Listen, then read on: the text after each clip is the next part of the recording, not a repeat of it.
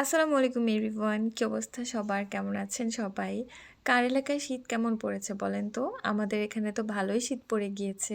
Even আজকে তো বৃষ্টিও হচ্ছে। শীতের ফুল গাছ কিনবো, তো এজন্য আগে বাগানটাকে একটু রেডি করতে হবে।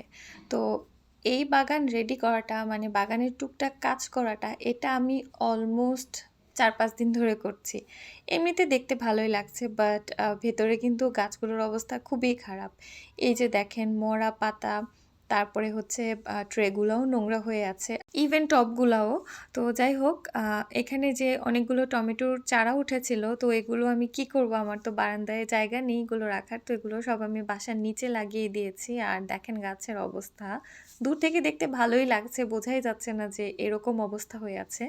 আসলে গাছের যদি প্রপার টেক কেয়ার না করা হয় না, তখন না দেখতে না ভালো লাগে না। মানে এরকম মরা পাতা পড়ে আছে, নোংরা হয়ে আছে, পাতার মধ্যে ধুলোবালি পড়ে আছে, এরকম পাতা দেখতে একদমই ভালো লাগে না। বাট আসলে কিছু করার নেই, আমি এখন প্রতিদিন এগুলোর যত্ন করতে পারি না। প্রতিদিন কি বাবুর যত্ন করব, নাকি গাছের যত্ন করব, নাকি বাসার কাজ করব, নাকি নিজের দিকে একটু তাকাবো? তো সব মিলিয়ে অবস্থা খুবই খারাপ আর কি। তো এই জন্য এগুলোর একদমই টেক কেয়ার করতে পারছি না। তো এবার ভাবলাম যে না, আমি এখন থেকে সপ্তাহে ১ দিন এই মরা পাতা এগুলো ছাঁটাই করব। তারপরে মানি প্ল্যান্টের গাছের হচ্ছে শেকড়গুলো যখন বড় হয়ে যায়, ওই শেকড়গুলো দেখতে একদমই ভালো লাগে না।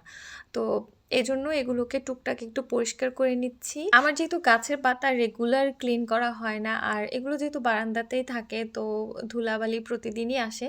তো আমি ম্যাক্সিমাম দেখা যায় যে কাজটা করি, মানি প্ল্যান্টগুলো এগুলো তো আগে বাসায় রাখতাম, এখন বাসায় রাখাটা একটু রিস্কি, তো বাসায় তো আর রাখা হয় না, বারান্দায় রাখি। তো এগুলোকে আমি দেখা যায় সপ্তাহে ১ দিন বা ১০ দিনে ১ দিন, যেদিন সময় পাই সেদিন একদম ওয়াশরুমে নিয়ে এগুলোকে ভালো করে গোসল করায় দিই। এছাড়া উপায় নেই, কারণ খুবই মানে বাজে অবস্থা হয়ে যায়। যেহেতু যেটা বললাম যে বারান্দাতে থাকে, প্রচুর ধুলাবালি জমে, দেখতে খুবই খারাপ লাগে। তো এগুলো করতে গিয়ে দেখলাম যে বারান্দাটা ডিপ ক্লিন করতে হবে, কারণ খুবই খারাপ অবস্থা ছিল। তো বারান্দাটা এর পরের দিন ডিপ ক্লিন করা হয়েছে। বারান্দার গ্রিলগুলো মুছে-টুছে, তারপরে যে সারফেসে আমি টবগুলো রেখেছি বারান্দার, তো সেগুলো সব ঘষে মেজে পরিষ্কার করার পরের দিন আমি হচ্ছে এখন কাজে নেমেছি যে আমি গাছের মাটিগুলো একটু চেঞ্জ করব। চেঞ্জ বলতে কি, আমি নার্সারি থেকে একটা জৈব সার নিয়ে এসেছি ১ কেজি। তো ওইটা আর কিছু হোমমেড সার বলতে ডিমের খোসা গুঁড়ো আর কিছু চা পাতা গুঁড়ো, এগুলোকেই হচ্ছে আমি টবের মাটির সাথে মিশিয়ে দেব। তো সবগুলো টবের মাটি তো আর এভাবে চেঞ্জ করা পসিবল না। তো যে কয়টা পেরেছি সেই কয়টা নিয়েই আর কি চেঞ্জ করছি। আস্তে, আস্তে এখনও করছি আর কি। তো এই সিডামটা অনেক পুরনো হয়ে গিয়েছে। এখন আর দেখতে একদমই ভালো লাগছে না। তো এটাকেও রিপোর্টিং করব।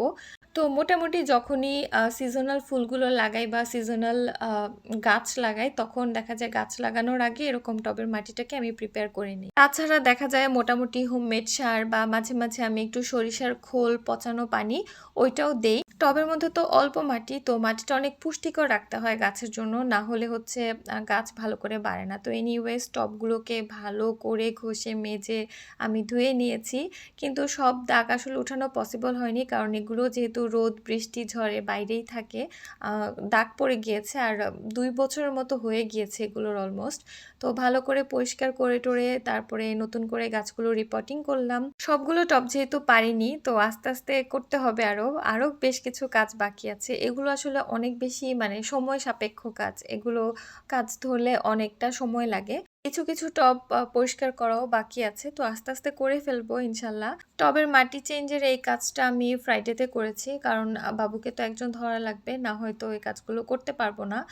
আর সেদিন আমি রান্নাও করেছি টুকটাক, তো বেশি কিছু রান্না করিনি, আর ওইভাবে না ক্লিপও নিইনি, কারণ হচ্ছে দেখা যায় ভিডিও করতে গেলে রান্নার আরও বেশি লেট হবে।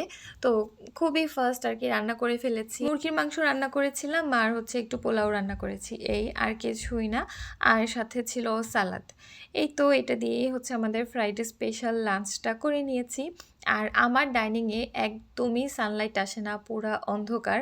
তো যার কারণে ডাইনিংয়ের ভিডিও একদমই ভালো আসে না। ডে লাইটে ভিডিও যত বেশি সুন্দর হয়, তো এরকম আর্টিফিশিয়াল লাইটে বা অন্য কোনো লাইটিংয়ে আমার কাছে মনে হয় না ভিডিও খুব ভালো আসে আর কি। আর এটা হচ্ছে পরের দিন। এই দিনের আমি একটা পিকচার পোস্ট করেছিলাম তানবিনের যে আমি একটু চা খেতে বসেছি আরাম করে। কিন্তু সে উঠে গিয়েছে। সে উঠে এসে সেই এখানে চিল করছিল। ফুলের গাছ কিনতে যাব করে একদমই যাওয়া হচ্ছিল না। তো ফাইনালি আমি গেলাম। গিয়ে নার্সারিতে দেখি শীতের ফুলের গাছ অলমোস্ট শেষ। ভালো কোনো গাছ ছিল না। তো আমি গিয়েছিলাম মেইনলি গাঁদা ফুল কিনতে। কারণ শীতকাল মানেই তো গাঁদা ফুল। শীত ছাড়া মানে গাঁদা ফুল ছাড়া শীত আবার হয় নাকি? তো যাই হোক যেহেতু মনের মতো গাছ পাইনি, কালারটাও ভালো লাগছিল না। প্লাস গাছগুলো না ঝোপালোও ছিল না। খুবই কেমন জানি একটু মানে মরা টাইপের ছিল। তো একদমই ভালো লাগে নাই। তারপরও যেহেতু গিয়েছি কষ্ট করে তো এজন্য ২ টা গাছ নিয়ে আসলাম। এই ২ টাকে আমি পরে একসাথে রিপোর্টিং করব। আর এখানে দেখেন তানবিন হচ্ছে গাছে পানি দিচ্ছে। সে আমাকে পানি দিতে দেখে। তো এখন সেও বোতল নিয়ে গাছে পানি দিবে। ও এখন এত বেশি কপি করে, ওর সামনে যাই করা হয় সে সেটাই করবে। এনিওয়ে সবাই কিন্তু মাশাআল্লাহ বলতে একদমই ভুলবেন না। তো যেহেতু কষ্ট করে গিয়েছিলাম আর মনের মতো ফুলের গাছ পাইনি, তো আমি রাবার প্ল্যান্ট পেয়েছিলাম, তাই এটা কিনে নিয়ে এসেছিলাম।